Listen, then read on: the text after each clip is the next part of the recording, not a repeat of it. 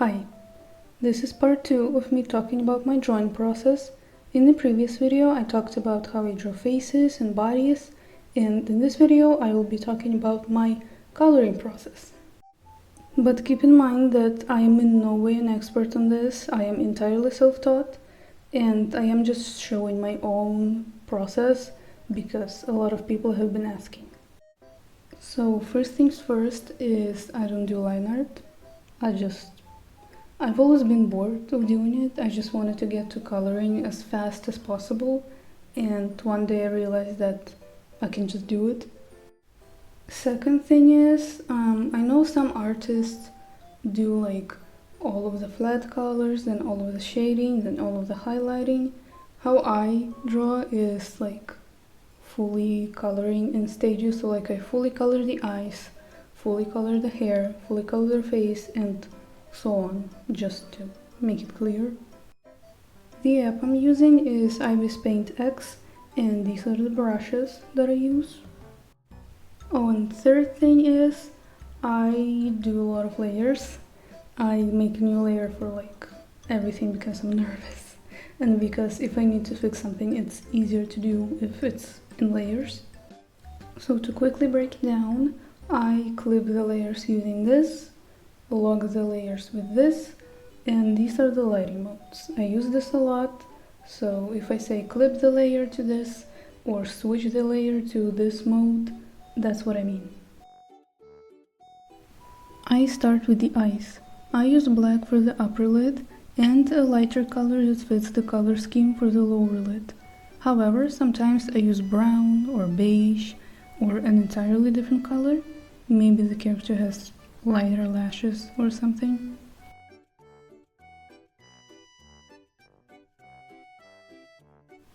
Then I airbrush the lighter color in the inner corner of the eye, that's a hard sentence, and black on the outside. I don't remember when and why I started doing it, but it looks cool. And I add little white highlights. I think I saw that on TikTok. On a new layer, I draw the iris, fill the upper half with a darker color, and add the pupil. I use a very light gray instead of pure white for the pupil. Then I add more highlights in pure white and another color from the color scheme. Usually I just do circles, but sometimes I can do a heart-shaped pupil or a star-shaped highlight. You can do anything.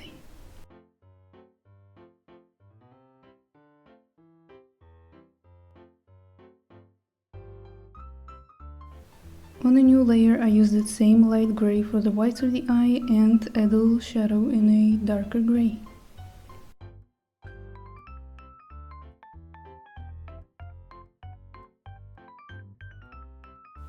Now I do the partial line art on the face. I have my colors saved, I'll put them up on the screen.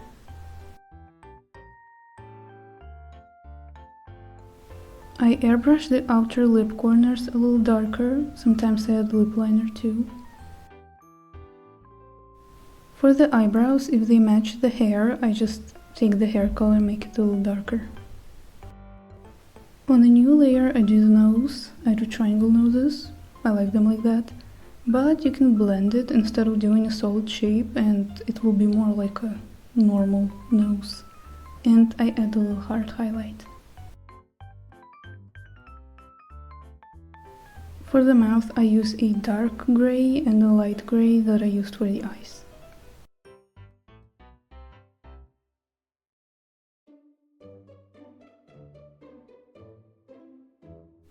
Then on a new layer I do the hair. Do the flat color first, and I like to add a few loose hairs here and there.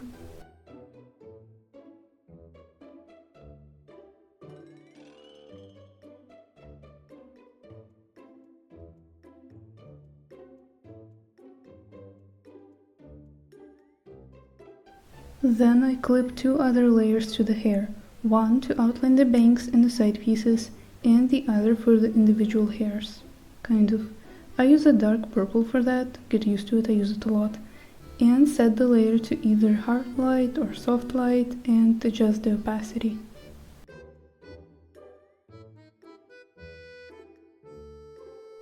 For this drawing I needed to add streaks of different colors, so I do that too.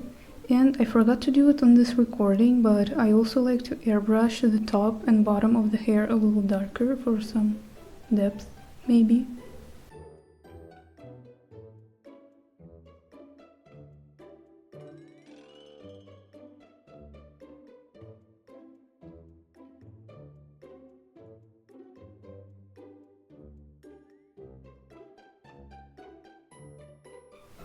And some highlights on another layer. Sometimes I forget to do them, sometimes I don't, but it's pretty much the same thing as with the purple. And now the face. Do a flat color first, then add a new layer and clip it to the face layer. With that same dark purple I do the shadows around the eyes, under the nose, mouth, and shadows from hair if needed.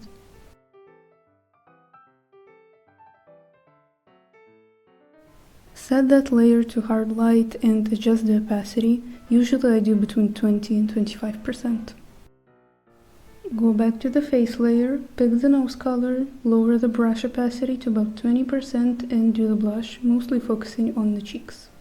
Set the brush opacity to about 40% and do these little blush lines and the bottom lip. Then I airbrush that same color on the cheeks a little bit more. At this stage I can do freckles, acne, scars, etc. I just like little details like this, they're really fun. Now I add another layer above the shading layer, clip it again and pick the highlight color. Do the highlights around the eyes, mouth, cheeks, forehead and chin. Using the blurring tool I blend out some of the highlights and adjust the opacity if needed. And then I go back to the liner layer and fix it if needed. Usually it is needed.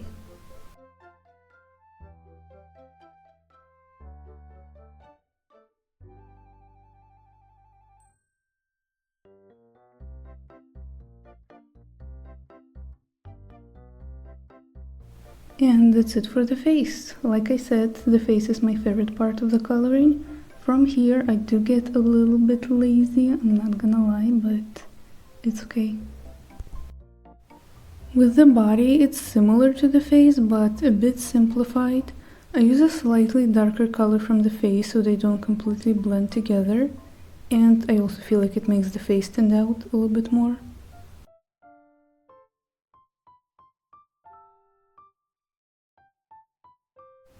Like I mentioned in the previous video, if you're going for a more realistic look, keeping the shape smooth really helps.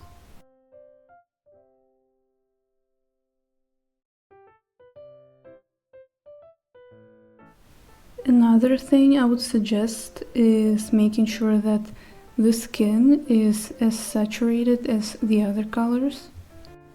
For example, I used to draw with more muted colors, kind of more on the gray side, but over time I started using more saturated colors, more bright colors, and in comparison the skin tones sometimes looked a little bit ashy, a little bit. And when I started getting comments about it, I was like, oh, you're right. Clip 2 layers to the body layer, one for the shading and other for the line art.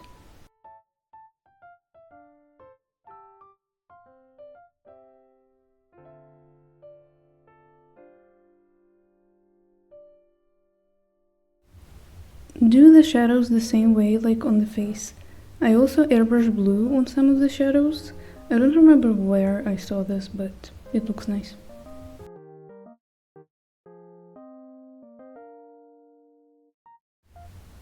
Go back to the flat color layer, pick the nose liner color and airbrush the body. I do it mostly on areas like shoulders, elbows, knees and hands, but also lightly on the chest, stomach and thighs. Basically till it looks nice. I love adding things like the skin getting squished from clothing, rolls, stretch marks, freckles and stuff like that. It's small details and really easy to do.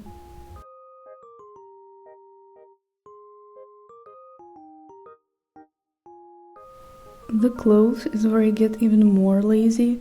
For the most part it's the same as the body coloring, flat color, another layer for the line art, In the top right corner on materials, I like using these for adding texture or a pattern.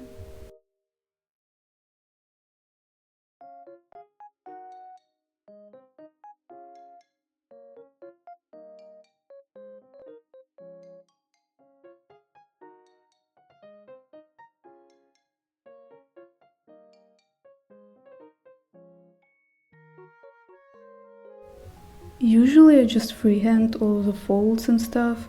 It helps to have a reference nearby if you need it, but for me it's pretty much muscle memory at this point.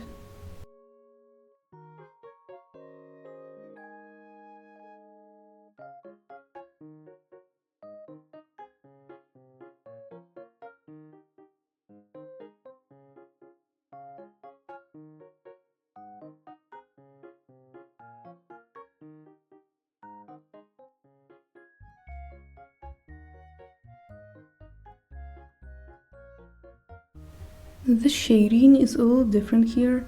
I airbrushed dark purple vaguely where the shadows would be, and then I switched to the dip pen soft eraser and erased the extra purple. And I blur it a little bit because I don't do it very neatly. Set the shading to hard or soft or vivid light and change the opacity as usual. This is how I normally color clothes, but there are a few more variations.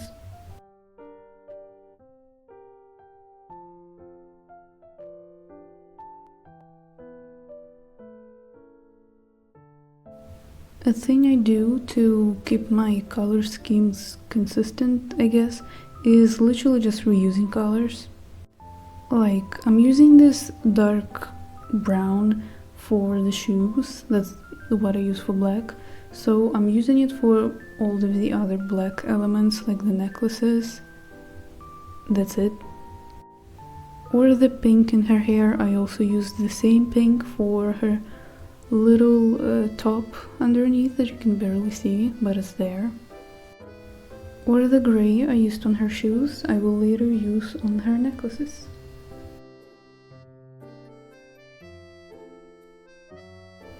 I also don't really use pure white or pure black. I mean I do, but not that much. For the most part I use like a very light gray or a really dark brown.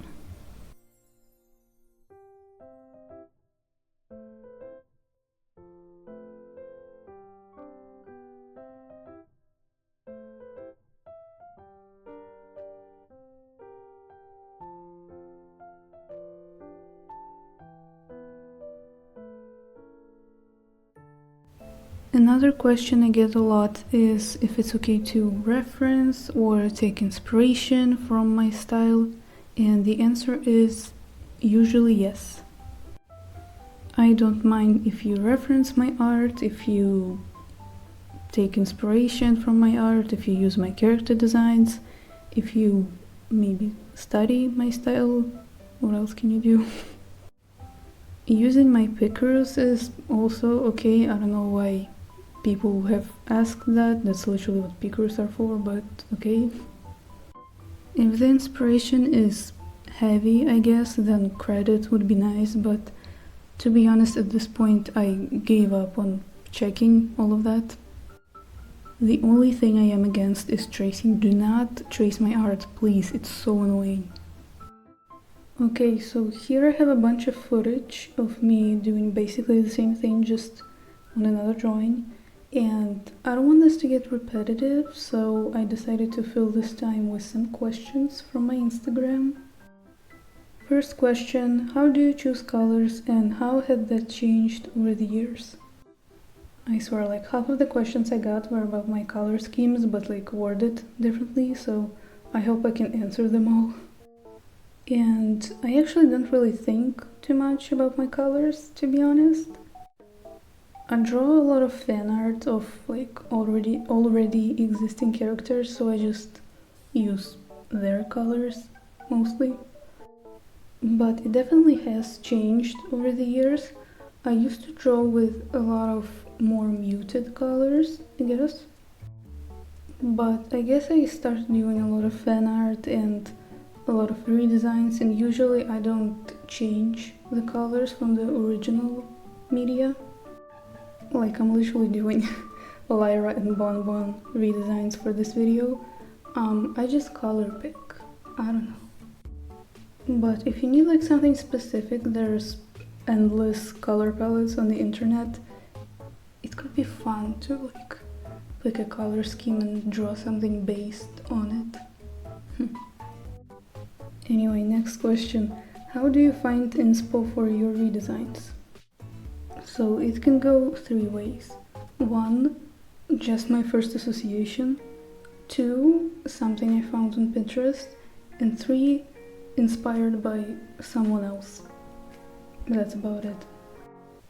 For Lyra and Bonbon, I kind of had a rough idea of what I wanted them to look like in my head, and I just scrolled on Pinterest till I found something that fit and clicked with me. Oh, this one is interesting. How do you deal with the controversy about your redesigns, mainly bigots and racists?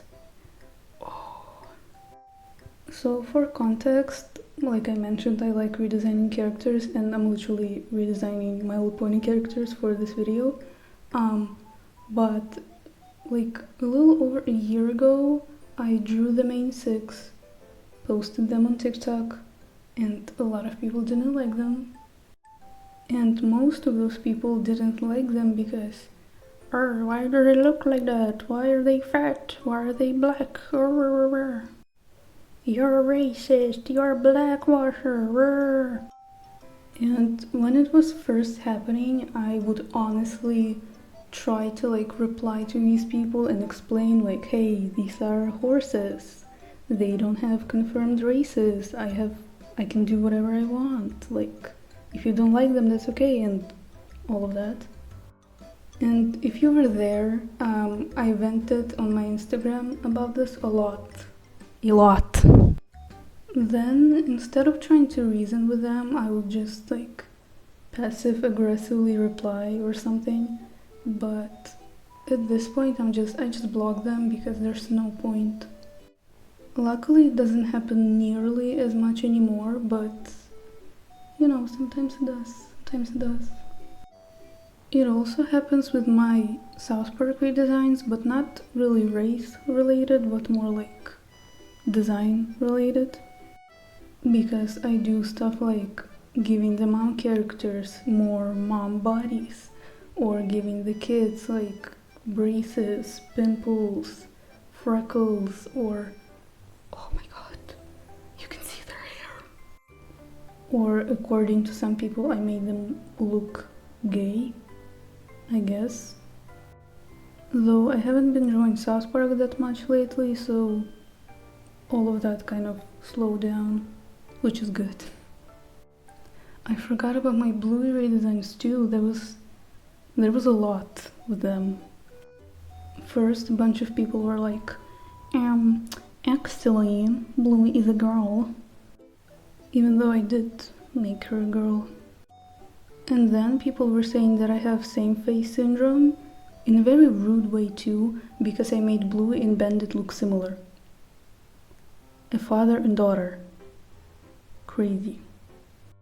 Nothing wrong with same face syndrome, but just it was said in the show that they look the same.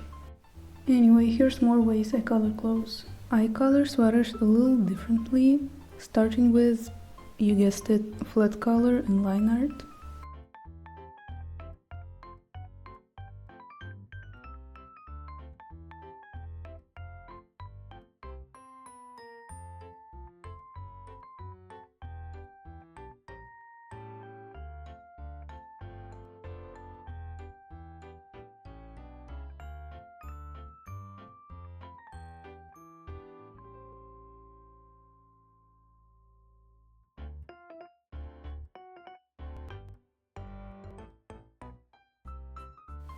I do a little pattern on the sweater to make it clear that it's a sweater. It can be lines, squiggles, a whole pattern, anything.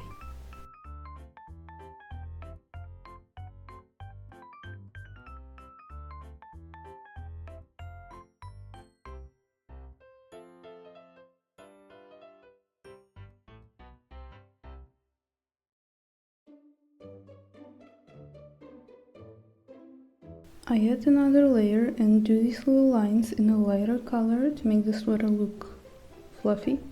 I do it not just on sweaters, but also on beanies, scarves, fur jackets, anything that's fluffy.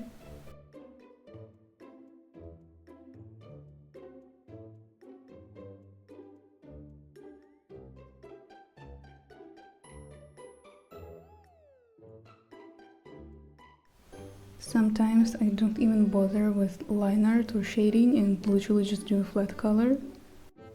Sometimes I do it if the piece is like barely visible, so what's the point in fully coloring it? Or in this case I do it with the black elements like the belt and the shoes. Though I think it kind of works for black elements, and there's some variety, like here's a solid shape and here's some more detailed shape. Like, am I being smart or am I being lazy? You decide.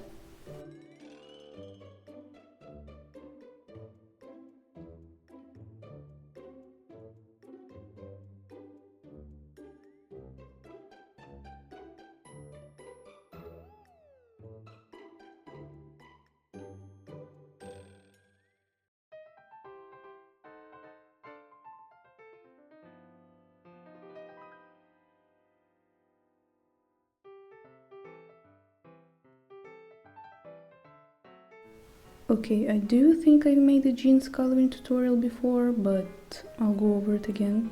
First, obviously, flat color and line art.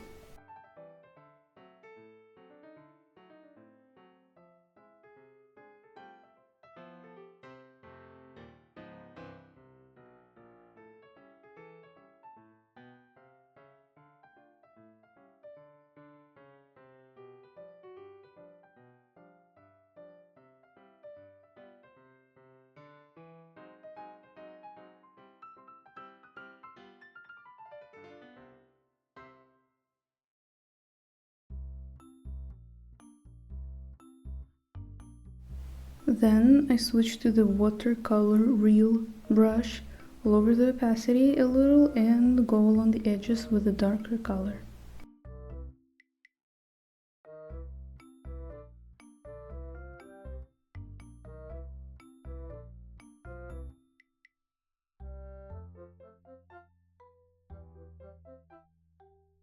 Then I do the same with a lighter color but in the middle instead.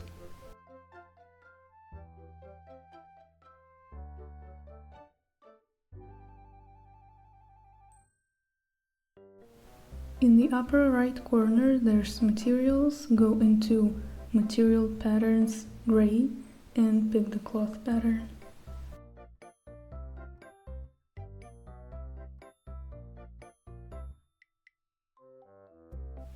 Lower the opacity so the pattern isn't too visible and do the shading as usual.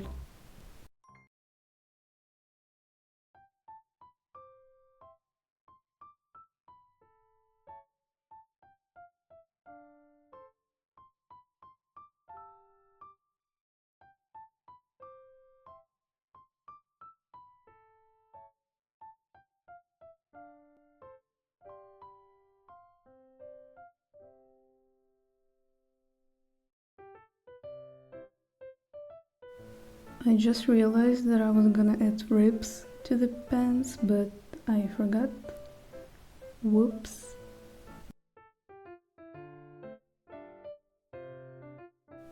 And now some finishing touches if needed.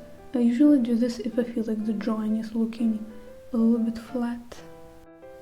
First, I remove the sketch layer in the background and click Add Layer from Canvas, so the drawing is just all on one layer, but you can just merge all of the layers if you want. I don't like doing that, so I don't. And then I clip another layer to it and airbrush some purple, some red to it, and playing around with lighting modes. When that looks good, I merge those layers. Then I go into filters on the left and pick the posterize filter. It gives the drawing like little patches of color and it looks like I put more effort into the coloring than I actually did. For the background, I didn't do anything crazy this time, just a flat color with a pattern on top. And the composition, I've been doing this a lot, just like a full body and a little close-up so you can see the details better, but that's about it.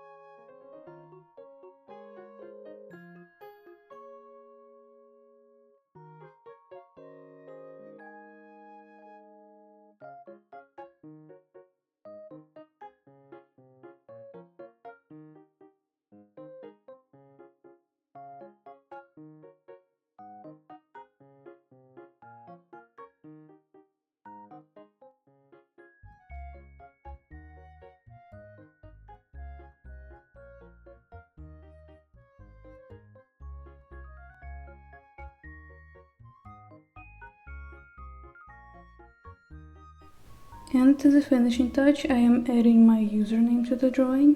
I simply just plaster it somewhere in the middle where it's like hard to crop out but also hard to draw over. It's a pretty basic way of protecting your art. A couple of times I've hid it in clothing brands and stuff like that, but usually I just do this. But that's pretty much it for my coloring process. I don't really do like crazy lighting or environments that much, especially in digital, so I can't really help you with that. But I hope this was still somewhat helpful and answered the questions some of you had, I guess. I definitely did miss some things. I don't really think about this stuff in this way very often, so it was kind of hard to, sit down and like explain how I do things and why I do them, because usually just like, oh, it looks good, so I'm doing that.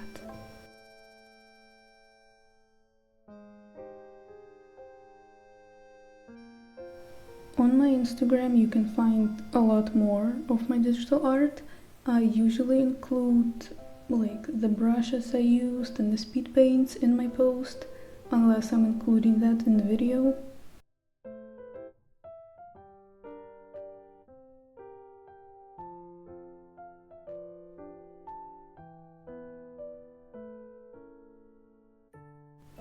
And that's finally it for this video. Again, I hope this was somewhat helpful. Thank you for sticking around and watching this video. Check out my other socials, they'll be on the screen and in the description. And yeah, bye!